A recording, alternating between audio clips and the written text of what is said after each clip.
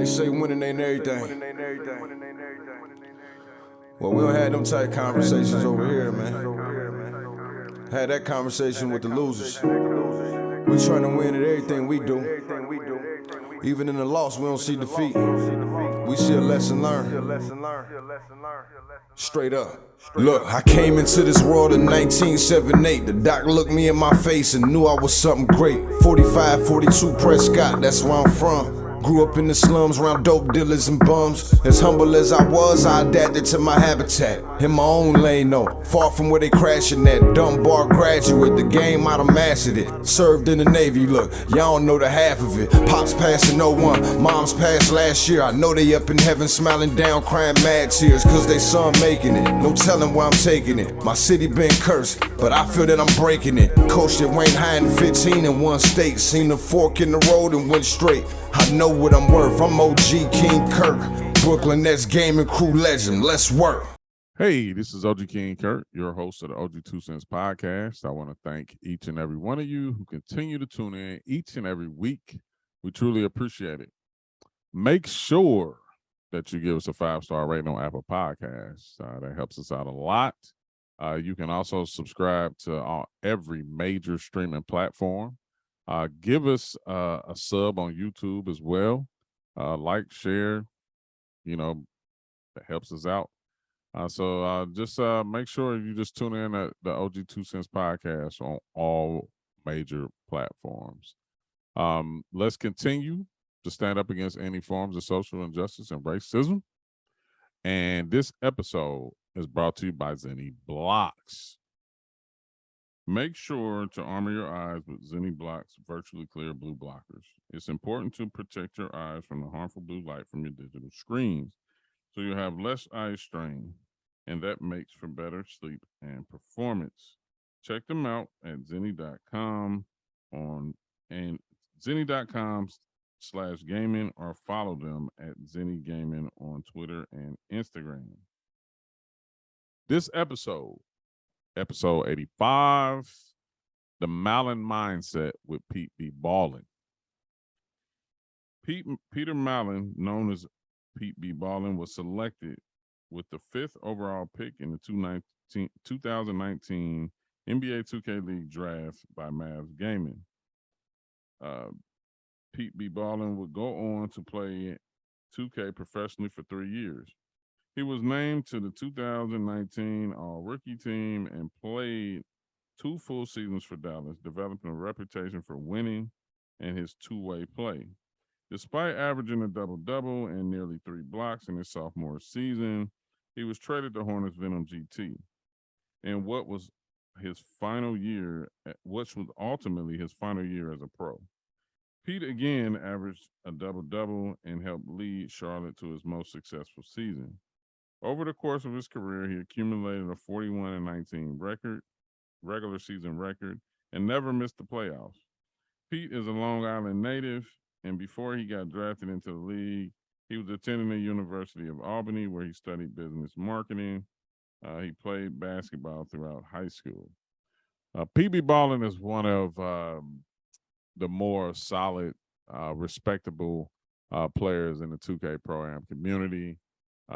Like it's mentioned, he's retired, but definitely always great to be around. So I enjoyed the time that I got a chance to meet him in the league, and I couldn't wait to get him on the podcast. So without further ado, Pete, how you doing today, man?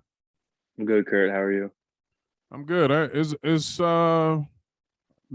has been in the making. Like I try to get with you upon you making your announcement for retirement, but things didn't go through. You've been busy doing a lot of things since you've been away from the sticks.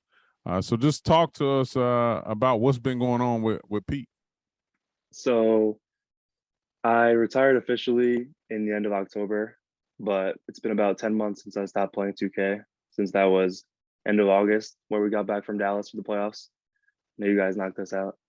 And then I ended up going back to school in January. I go to school in Albany, upstate New York. And this spring semester was my first semester back. And I still have 2 to 3 more semesters after this. So I'm not done with school. And since the summer broke out in end of or mid-May, I've been traveling around the country. I was in Florida, New Orleans, South Carolina, Atlanta, North Carolina. So just having more availability now, I've been really enjoying my time traveling and just not really on a leash, kind of doing my own thing, which I really enjoy doing. Okay. Now, you know, you have a rather unique story. I mean, because you when you came on the scene in Pro-Am, you actually had a phase, man, where y'all created a dynasty, so to speak, with self-taught. Just talk about how did you guys meet, and what do you think made y'all such a great team during that era? I met Alex and Freddie, exposed him getting my level first. We met in Park 3v3. And then Gio came on as a replacement for Jay Gilbert, who we picked up originally to play lockdown. So he came on after we played Throwdown and met him through a couple other tournaments. And then Doug's was also, I don't know if you remember this, there was the Hoosier 5 tournament in 2K17, maybe the end of that. And I remember someone suggested Doug's. They're like, oh, he's this brain dead slasher who just runs the rim and dunks. And I was like, we can use one of those guys on our team. I mean, who wouldn't? So then we brought him onto our final roster for 2K18, and we didn't really know what to expect. We weren't good at the time. I mean, we weren't known. We didn't have a name for ourselves. The reason I think we turned successful is because I don't know how much this plays a part, but we're all around the same age, and we were all at the point where no one felt that they were better than each other. We all kind of were in the same situation.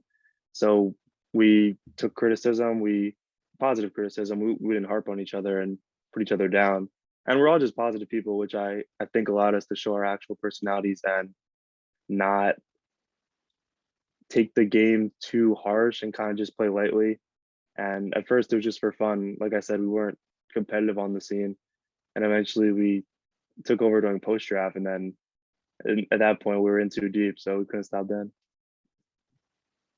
No, got you. Yeah, I definitely remember the Hoosier 5. Yeah.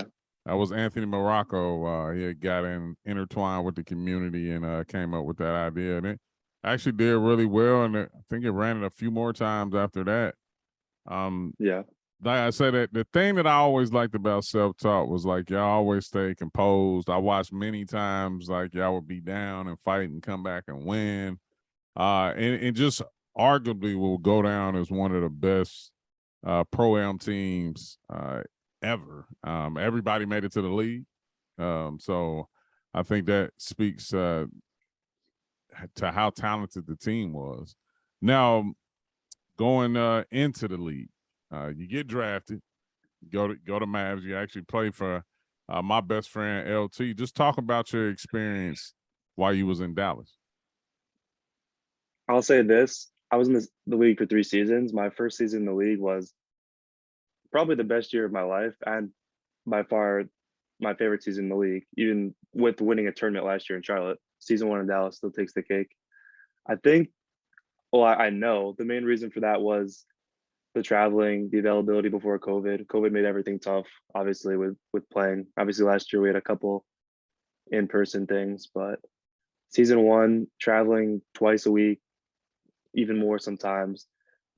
It was exciting for me, a person who never really traveled that much growing up.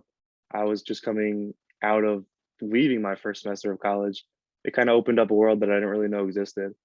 And like I said, I'm a person that is open to change. So like I said, this was something completely new to me. I moved across the country. I was still 18 at the time, one of the youngest people eligible for the league.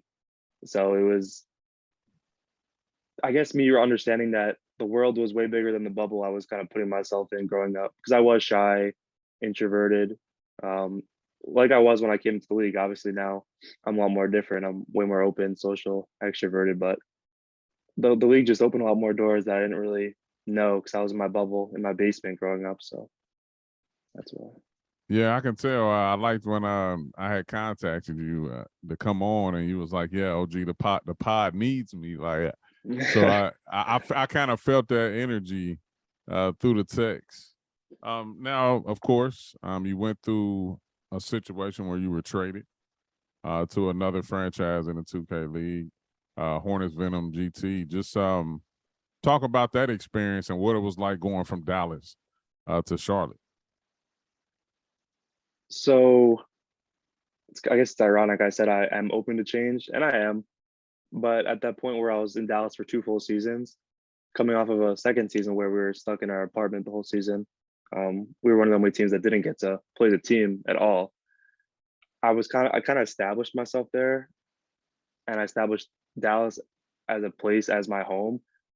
So getting traded was uncomfortable at first, and I didn't know about the trade, and to say the least, I didn't expect to be traded. I told I wasn't being traded, so it was like blindsided, which that didn't help. Obviously, if I knew I was on the block or it was an expected trade rumor coming, I would have been more open to it because I would have had to been. But not knowing much and then getting dealt, I think the only thing that kept me open and somewhat happy to it and agreeing to it was the fact that I was with Sherm, so I at least had someone that I was comfortable with. And I mean, I knew the guys over in Charlotte. Gio had the chance of coming back. Alex was there. I knew Wes from NapX, but having a teammate to go with definitely made me more comfortable, transitioning into that trade.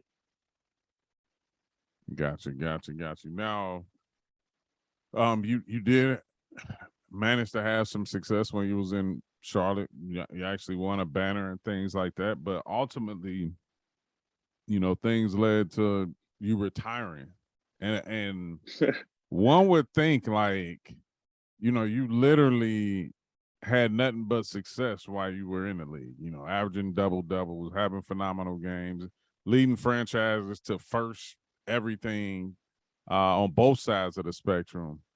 And then boom, you up and retire. It's like everybody was wondering what was going on? Like what ultimately led to you retiring? I also, you missed this part. I also got robbed of Rookie of the Year. I should have won that award back in season 2 over Reed VP, but the real no. But the reality is I just lost my passion for 2K. That's all it comes down to. Like I said, me being in my basement, little bubble growing up, that's all I knew. Coming to the league opened new doors for me. I met some really cool people, new relationships, new friends, opened new hobbies for me. Like fitness was a thing I knew existed, but never knew I had it in me until I got into the league. And that became one of my favorite pastimes, along with being outside in general. I wasn't an outside kid growing up. I'd play outside with my friends, but I wasn't comfortable to be in social environments. So, like I said, the league opening those doors for me made it to a point where I wasn't comfortable sitting down in a gaming chair for 6 to 10 hours a day and putting in that effort. I basically knew that I wasn't gonna be able to be happy doing it, so it was time for a change. And that's a tough thing to walk away from. The money for me being 21 at the time when I left, that's a base salary is really good. Any money is good at that age. And now, obviously, with the addition of, tournament earnings and a banner, I made good money. I mean, great money for my age. So it was a tough decision to walk away from, but I do not regret it. It was necessary for me being happy, which I always put first. Okay. Now, just to rewind it a little bit, and just in case if I missed it, like, okay, now you're in back in school. What actually are you majoring in, and what are you looking to do once you graduate? So this plays a little part into why I left. Going back into school, I was a business administration major, but 3 days before the semester, I think it was the last week in January, I switched to a communications major because I want to go into public speaking, and ultimately, which I've mentioned on some platforms, I do want to be a motivational speaker. So that was the main reason for me switching to a communications major, because I love speaking. I think I am very good at it. I've done content on some platforms before, as we've seen, but a lot of my classes this semester were actually classes where I gave speeches to classes of 25 plus students, 10-minute speeches, no rehearsing, no scripts. And that's a really challenging thing, but it's stuff that's going to prepare me for my ultimate goal, which I think I can do. So. Okay. That's great. And that actually is leading into the next thing, what I want to talk about before we hop back into just a little bit of 2K. The Malin mindset. It's something that you, I mean, you know, I'm all about creativity and people branding themselves, and especially when it's symbolic and represents who that person is. But, you know, talk about what is the Malin mindset and how did you come up with it? I would say I came up with the idea to brand myself and make something out of the words I give out, because throughout my first couple of years in the league, and I guess last couple of years of my teens, I was giving a lot of advice to people, and people said I give really good advice, mainly because I focus it and give it based on the experiences and situations I've been through, not giving it based off something I blindly heard about. So I guess putting my shoes in, or myself in their shoes, and basing it on my actual experiences, I've been able to give real advice and advice that is actually meaningful to that situation or to their personal situations. So with all the positive feedback I was given from the advice I gave, I knew I had a talent for helping people with my words, and that eventually led to the Malin mindset, which was started as a brand for me creating content on, you know, any platform, Twitter, Instagram. And it was mainly to give people advice and feedback on what I personally think would be the best way I could put myself in their situation and help them. Not necessarily what they want to hear, but the feedback that I think it best fits for their personal situation. So, for example, if I've had numerous people ask me for advice on something I haven't been through, like a loss of a parent or other stuffs that I just haven't been able to relate to. And not to be mean, but I tell them I really can't give them advice on a situation like that, because I don't know what it feels like. I can only imagine. Um, and I don't feel comfortable giving advice if it's something that I haven't been through specifically. And that's not being mean. I think I'm just not giving the best advice that they can be given, because I'm a person that hasn't been through that. But it's really just me giving advice and opening myself up to people, because I know how strong my words can be from what I've been told. No, that's wonderful. That's wonderful. I mean, definitely in a world nowadays where sometimes positivity can extremely be overlooked, it's still necessary. So I think it's a great concept, and you actually standing on who you are. Like, it's one thing, like to build a brand, or that's like being an alter ego, so to speak. But that's exactly who you are on a day to day. I was thankful the one time, I think in Dallas, we had an opportunity to work out together during the playoffs. And different moments like that I'll never forget. And that's actually when we talked about the potential of first of you coming on the podcast. So I'm glad to create those type of moments. And now it actually happened to come true. You know, you mentioned before we started recording, you not really being too much of a, I guess I don't want to say fan. I guess I'd say 2K League observer. Now, you know, now that you no longer play, but you know, have you watched any season 5? And you know, what do you think about it if you have? I have watched some season 5. The one thing I'll say, and it's not to be mean to the league, because they've given me a platform, they've given me money, they've helped me create relationships, experiences. I've done things I would have never been able to do without the help of them. But I very much hate the new format of the league. The constant, I don't like 3v3 in general, even though that's what I came from. But the whole league, all the players came from 5v5 pro am. That's how we got here. I'd like it more, I think, if it was split up, maybe first half 3v3, second half 5v5. I hate the switching, whether it's bi-weekly or one tournament 3v3, one 5v5. I don't like the switching. It makes it confusing for me. I understand it. I know it's popular for the park community, and I know they're bringing in amateur players and actually flying them out from tournaments. And I think that's a really cool concept. But for the people that established the league as a 5v5 environment, like I said, I don't talk to a lot of players in the league anymore, but the ones I do, I know they aren't a fan, to say the least. Yeah, it's tough.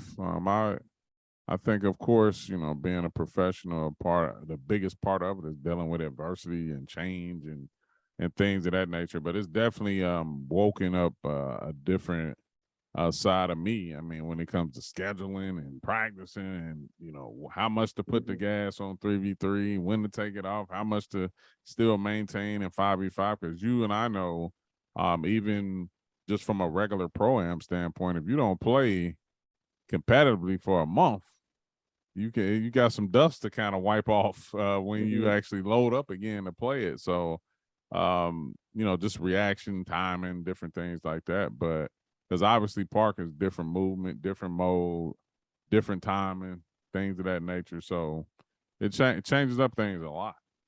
One more thing I also didn't know, which I tweeted about a couple weeks ago, and I think it's the most likes I got on a tweet since I retired, because you know how that goes. But I think I got like 10 likes, and I was like, wow, double digits. But I tweeted how I see. I understand it. I think it's because of the location of teams and standings. I see the same teams playing each other every week or every other week. I see the T-Wolves about Bucks about 6 times a night. I see it, I'm starting to see it in my dreams sometimes. That's how much I'm seeing it. I see Hawks and Magic. I see Warrior. I mean, I understand the West Coast teams, they like to stay out there, but I know half the teams are in Indianapolis now, so I don't know how it works, but yeah, I start seeing the T-Wolves and Bucks in my sleep, and how much these teams actually play each other. And I know that's not, for me, for a viewer now, it's not fun to watch everyone playing the same people. I like to see everyone playing every single team, but it's not really how it is anymore.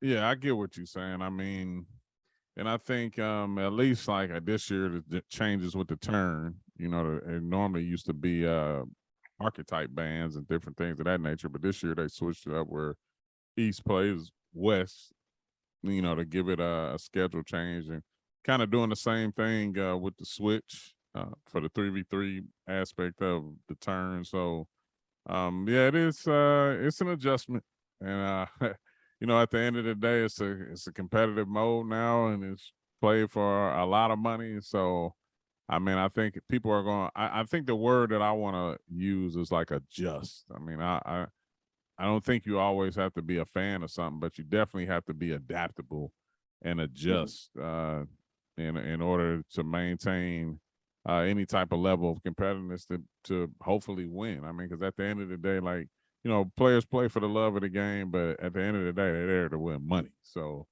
3v3 is doing that. So we just have to keep chipping away at it. Do you have any regrets about walking away from the game so early? No, my parents ask me like every month, like, do you wish you stayed in, or do you want to go back? But no, I'm not gonna lie, I miss some of the perks of the league, living for free, traveling. But anyone would love that, and obviously a nice base salary plus additional incentives. But like I said, if I wasn't gonna be able to put everything into it, and I lost my passion for it, and the main reason I left was because I wasn't happy. So that's what I put before everything: the money, the perks. So I took a risk leaving, not knowing what to expect, but the way it's turned out, no, I do not have any regrets, because I have been very happy. Hey, that's all that matters. That's right, I'm happy to hear that, because that's what matters at the end of the day. And this is something that I think a lot of people don't realize, just how much it can take off your life. I mean, playing, like you said, for 8-10 hours a day sometimes. I mean, even if it's 6 to 8 hours a day, and then every possession matters. Like it's high intense 2K, because at the end of the day, everybody's trying to compete for this ultimate prize pool. So it's very stressful, and it's something that a lot of people don't think about. I mean, no matter how old you are, I mean, it's just a highly stressed atmosphere for everybody that's involved. I was telling my parents the other day that this is the first summer I've been home since high school, which to put into perspective, I graduated high school in 2018, so 4 years. And obviously, that's not something super crazy, but for me, being a college student, quote unquote, my friends are only home during the summer because they're all at school. So I was missing the only time I would be able to see them, which would be the months from June to August, because they'd be back in school from September to May. So being home during this time for once, it feels refreshing. So I'm very grateful for that. Good. At this point of the show, what OG wants to know, rapid fire questions, answer open and honestly as possible.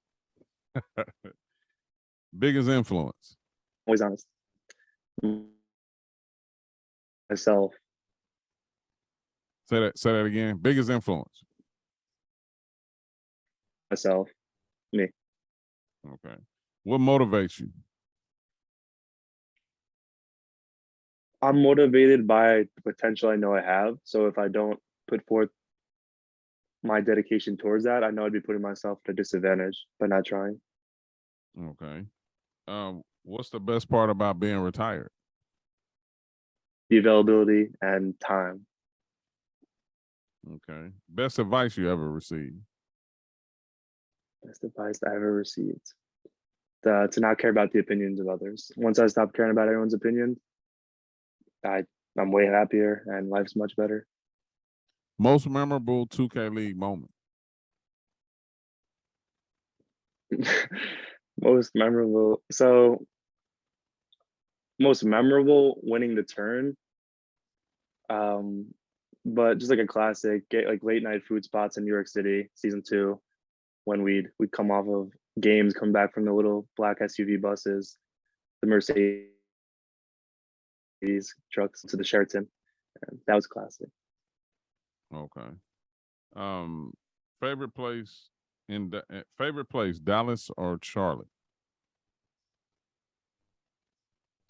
I tell people I could actually see myself living in Charlotte post college. It's very modern and up and coming. So I love the city of Charlotte. Not to say Dallas is bad, but it's old. Favorite teammate you ever played with? I gotta say, it's gonna get me in trouble. But to be honest, it's probably Justin and Harsimran, or Sherman Duggs, as you guys probably know them. Justin, I've been with my whole career. From literally the day I was drafted to, we both retired around the same time. And then Duggs, I had a history with previously, and we were roommates in Charlotte, so we did everything together. Okay. Favorite 2K all time? 17. All right. Favorite 2K League coach you played for? So this is, I think it's a freezing cold take, but future coach of the year, Lance Sessions. Okay. Because he was the assistant coach in Dallas. Gotcha. Why would you ever come back to the 2K League? I would have a better chance coming back as personnel, as opposed to a player, which I could. My parents say I could do a good job, and I bet I would. So I mean, if Brooklyn needs an assistant head coach, in the future, I'm down the street. So we'll see what's going on with that. Appreciate that, Pete. What's next for Pete, man?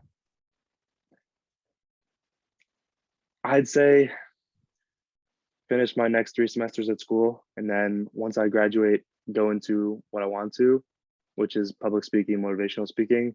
But in the meantime, I do plan to continue content on, I don't think it'll be Instagram, but I think starting on TikTok, because I think that platform is better for growth. And I've seen numerous people in the league on it, coaches, I mean, everyone. So I know that's something I could do before I even graduate school. So me not having started already, just an excuse.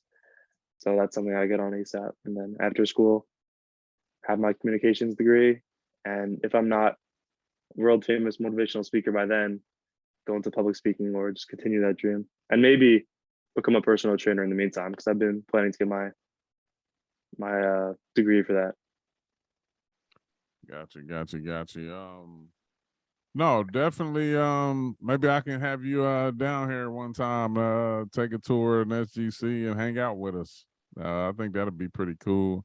The other thing I was gonna say is, besides TikTok, utilize those Instagram reels. That Yeah, they come in handy, and that's up and coming, especially for short content, different things of that nature. So, um, definitely, I advise anybody. I'm actually in a content creator program on Facebook Reels and Instagram Reels. So, definitely, I encourage that heavily. Pete, I want to thank you for coming on the podcast. Definitely appreciate it. I wish you nothing but the best in your future endeavors. I mean, I'm definitely gonna have to go back and find that tweet, and make sure I plug it into the podcast, because I never know you never was a heavy tweeter yeah. anyway. So, any last words before you get out of here? No, just thank you for having me come on. I'll definitely. I mean, I'm available all summer, even if it's me coming to a league event. But definitely coming down to Brooklyn and seeing what's up with the facility, seeing a lot of the guys. But maybe I'll be back. Very unlikely as a player, very unlikely as a personnel, but there's a higher probability of that. But I see great success in my future. So I want you guys to stay along for the journey. Appreciate that, Pete. Like I said, thanks for coming on. Thank you, Kurt. And I want to thank everyone who tuned in to this episode, whether you listening on all major streaming platforms or you watching here on YouTube. Make sure you subscribe and give us a 5-star rating on Apple Podcasts. Like, share it on YouTube. We definitely appreciate it. Also, make sure you follow the OG2CENTS podcast on social media at the OG2CENTS podcast on Instagram, Facebook, and Twitter. You can follow myself, OG King Kurt, on social media at OG King Kurt. That's Facebook, Twitter, and Instagram also. Make sure you stop by www.ogkingkurt.com for everything with myself and the podcast. Definitely, you can. It's a one-stop shop. You can find out everything that's going on with myself and the podcast. Drink Control, proud ambassador for Drink Control.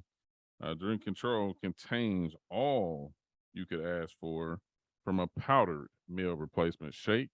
Not only the stuff that you've heard of, like proteins, healthy carbohydrates, fiber, and healthy fats, but even the things you might not normally pay attention to. Over 5 grams of naturally occurring BCAAs, 22 plus vitamins and minerals, prebiotic fiber to promote healthy gut bacteria, MCTs to support appetite control and satiation, and finally, digestive enzymes to support healthy digestion. But the most important thing, it tastes just like the bottom of the cereal bowl. So go to drinkcontrol.com and use the code OGKingKurt for discounts on their products. Now, do they not only have meal replacement shakes, but they have the meal to go bars too that comes in chocolate chip cookie dough and magic charms. Shout out to my team, Strider Visuals, Box Graphics, Matrix, and also Christian Charisma. And this show wouldn't be what it is without you guys. So definitely appreciate you.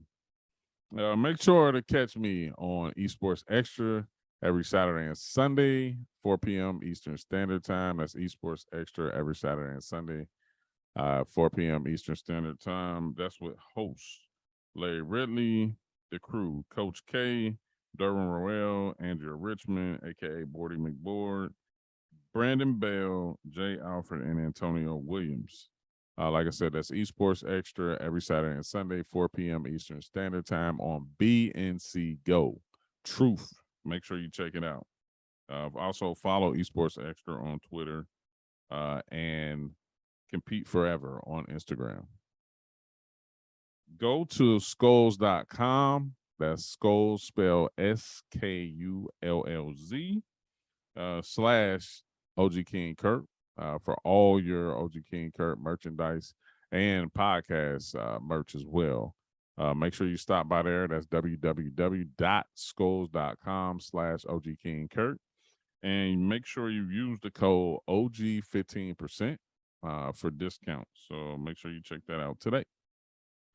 And make sure you tune in to next week's episode. And remember, if it makes sense, it's an OG2CENTS. OG out. Put this work in, fellas. And much, much, much love to the entire 2K community for always showing me love. Without y'all, we wouldn't be here. Yeah.